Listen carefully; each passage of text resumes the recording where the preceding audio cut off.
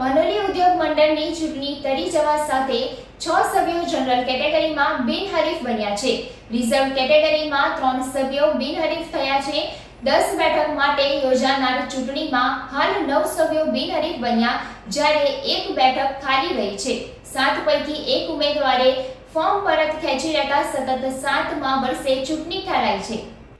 આગામી 20 એપ્રિલના રોજ પાનોલી ઉદ્યોગ મંડળની ચૂંટણી યોજાનારી હતી. જો કે હવે પુનઃ એકવાર તમામ સભ્યો બિનહરીફ થતાં ચૂંટણી સતત 7મા વર્ષે ચૂંટણી ટળી જવા પામી છે.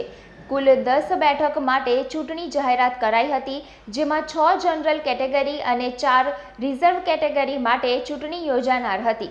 જેમાં ફોર્મ ભર્યાની મુદત સુધીમાં જનરલ કેટેગરીમાં કુલ 10 ફોર્મ ભરાયા હતા, જે પૈકી 3 ફોર્મ રિજેક્ટ થયા હતા, જ્યારે 7 ફોર્મ મંજૂર થયા હતા. રિઝર્વ કેટેગરી માટે કુલ 5 ફોર્મ ભરાયા હતા, જે પૈકી 2 ફોર્મ રિજેક્ટ થયા હતા. આજ રોજ ફોર્મ ખેંચવાની અંતિમ તારીખે જનરલ કેટેગરીમાં એક ઉમેદવારે ફોર્મ પરત ખેંચી લેતા ચૂંટણી ચિત્ર સ્પષ્ટ થઈ ગયું હતું. જનરલ કેટેગરીની 6 બેઠક માટે 6 ઉમેદવારો બિનહરીફ થયા હતા, જ્યારે રિઝર્વ કેટેગરીના 4 બેઠકો માટે 3 ઉમેદવાર બિનહરીફ થયા હતા.